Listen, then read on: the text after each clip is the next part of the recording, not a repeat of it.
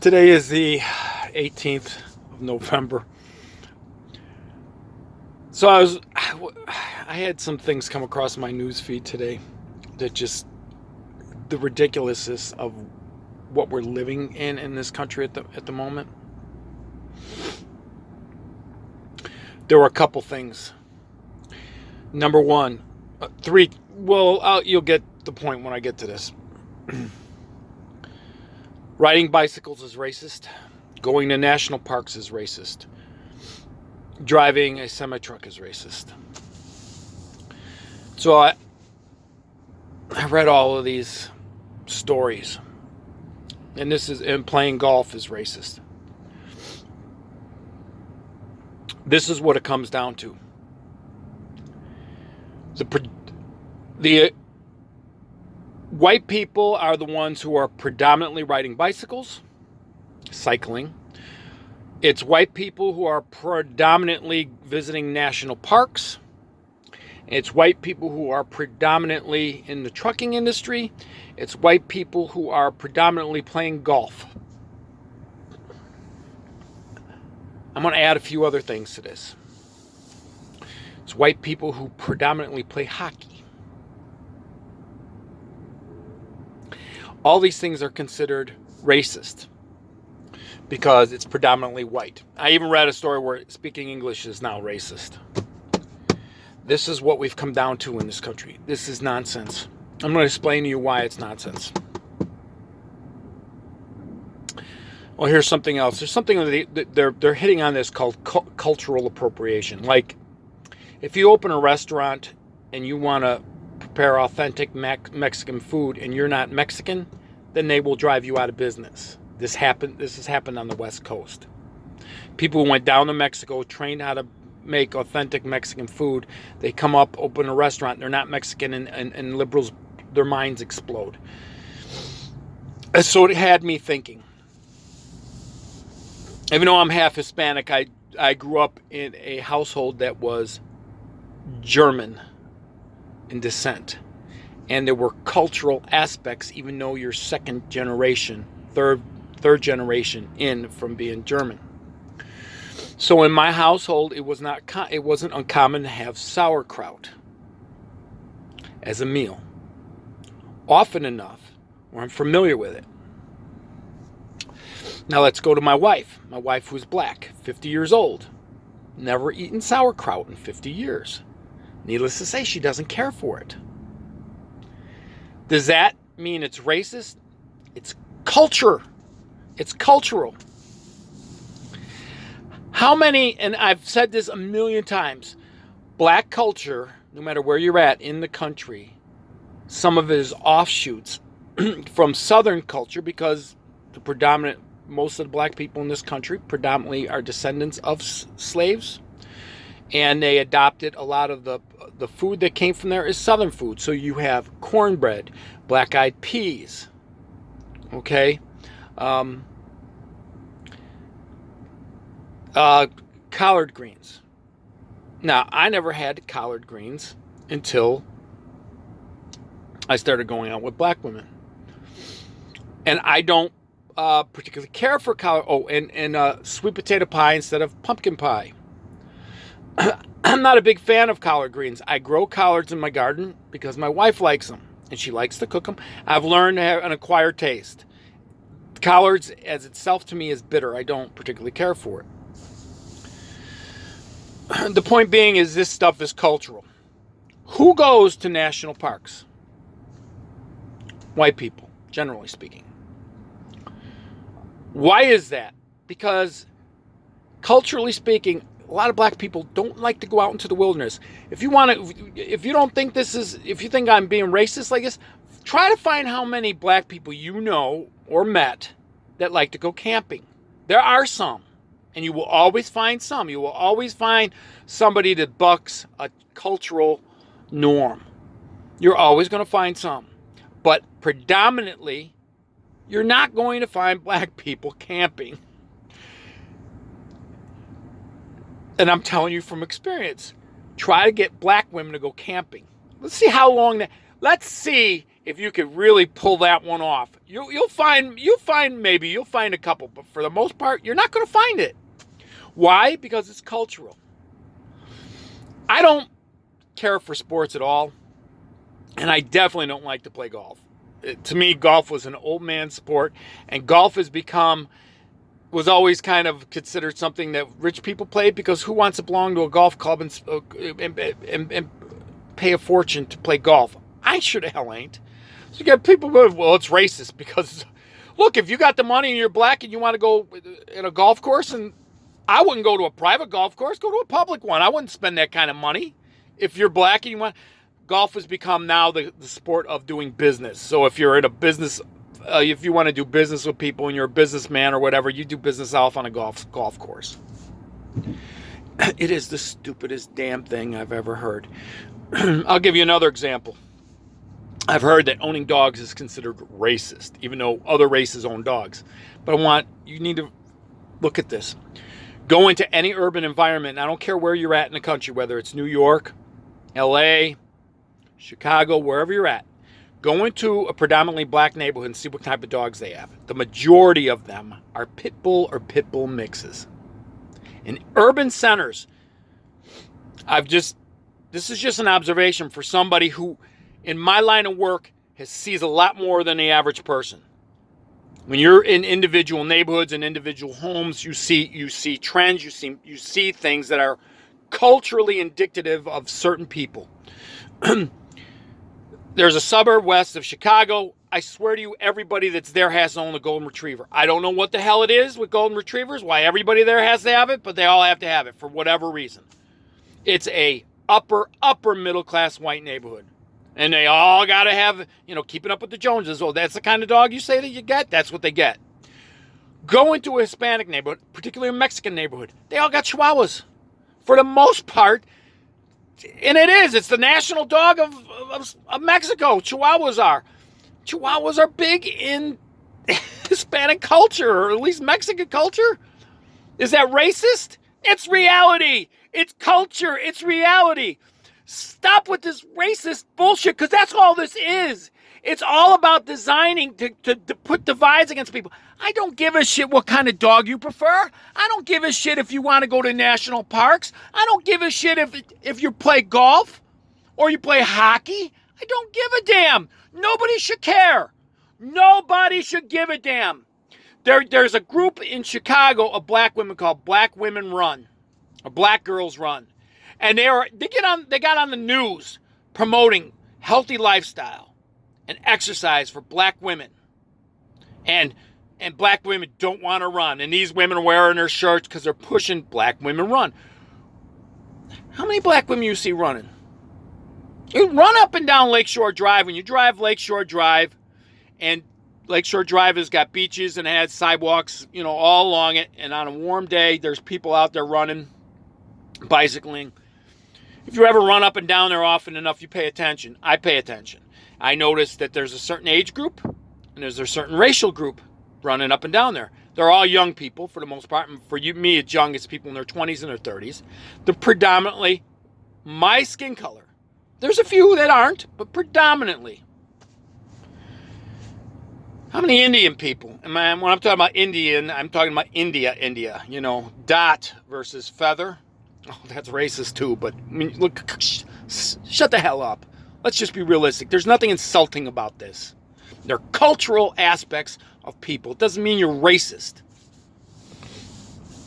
How many Indian people you see jogging along a beach? Maybe it's different in different parts of the country. Maybe if you're out in California where there's a huge Asian population, maybe you see a lot more of that. But this is bullshit that the media is putting together. Everything is racist. Everything is racist. Truck drivers are racist. And the bad guy are men my age and my skin color. We are the bad guys. We are the problem with all the ills of the world. And to make it even worse, you're the Christian. You are the devil. Read between the lines of the nonsense that the media is constantly pushing on us. Sit back and look at the nonsense and stop with the racism. Look at it through a cultural lens. I'll give you another example. Back in my 20s, I was crazy about fishing. I loved to go fishing. And there used to be a really big fishing show in Chicago every February or January, and it would last 10 days. And it took up a giant space, and it would be shoulder to shoulder people in there. And I used to go to this every year and look at new rods and reels and lures and everything. And I remember when I would go there were very, very few minorities there. And I'm talking everybody in there was white. And it was families. It wasn't just men. It was, it was men, women, their kids. It was predominantly white. And I never could understand it because black people do fish. But they're not into that. But you remember, there's like places representing resorts to go fishing, like in Canada and so on and so forth, to go up north and go up fishing for northerns and so on and so forth.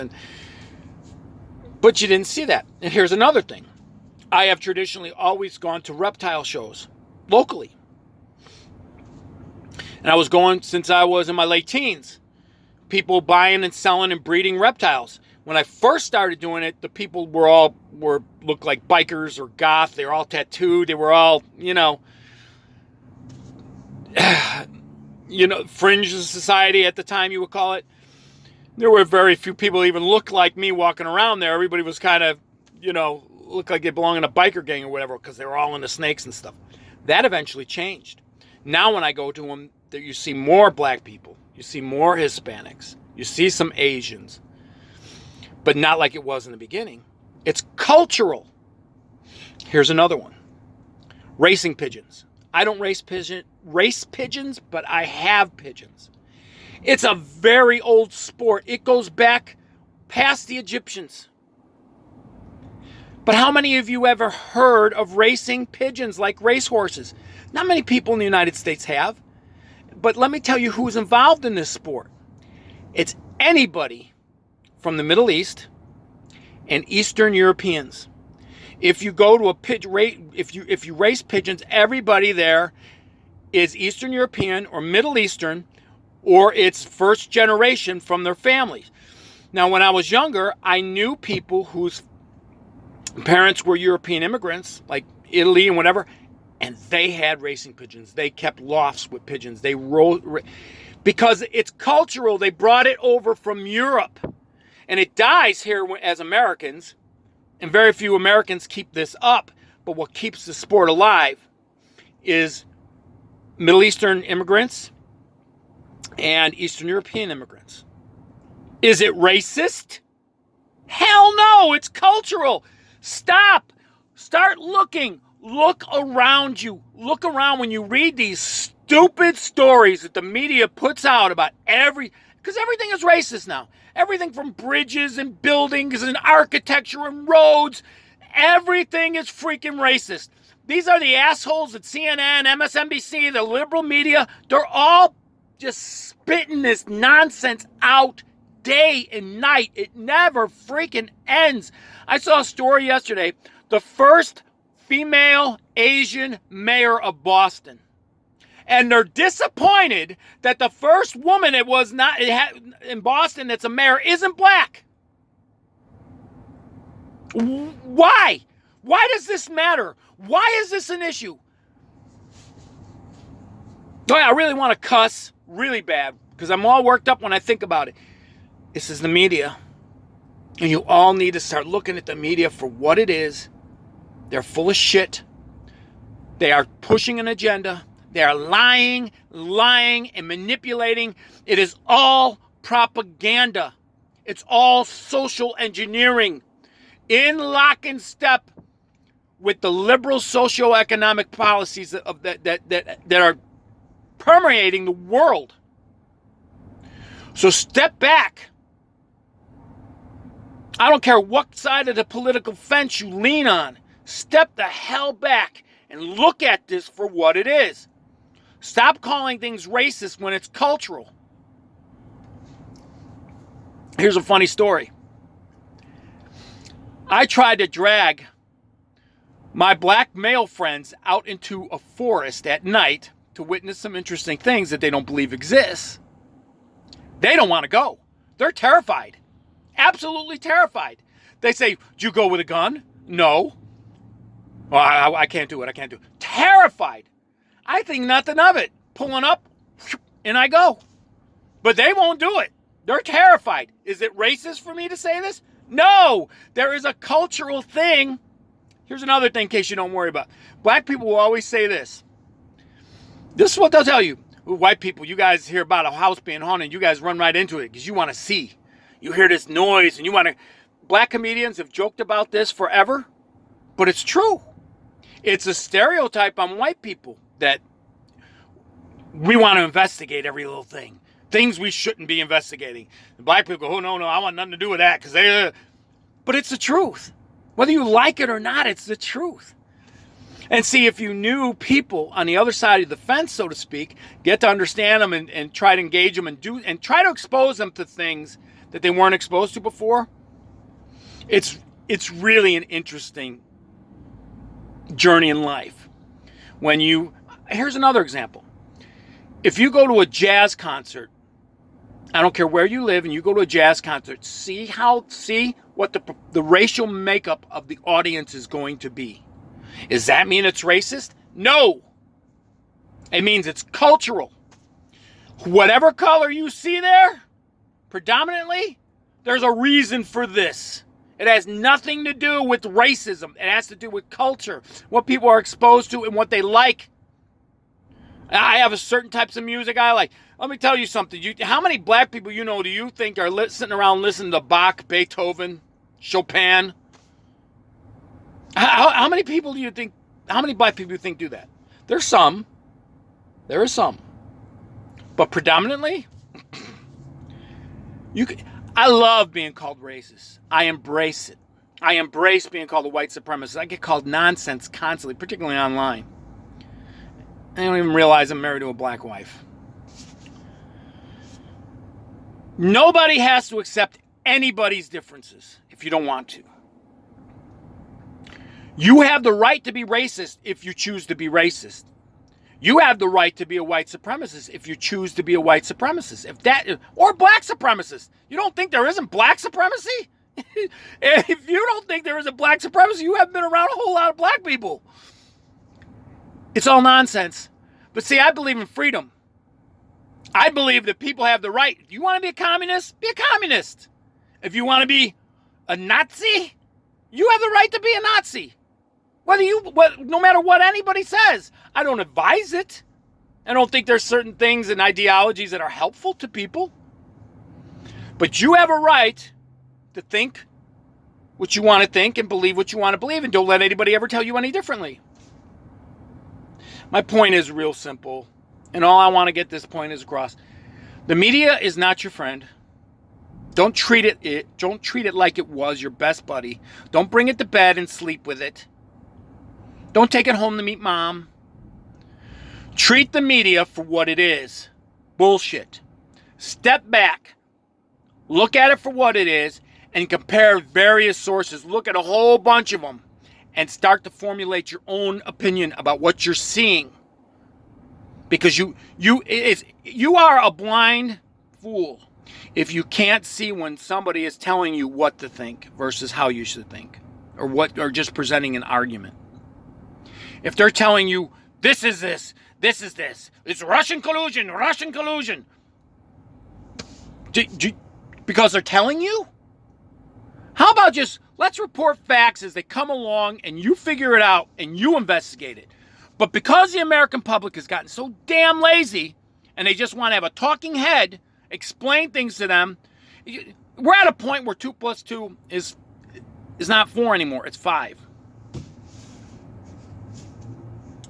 I'm going to sign off by saying this. Human beings are ectotherms.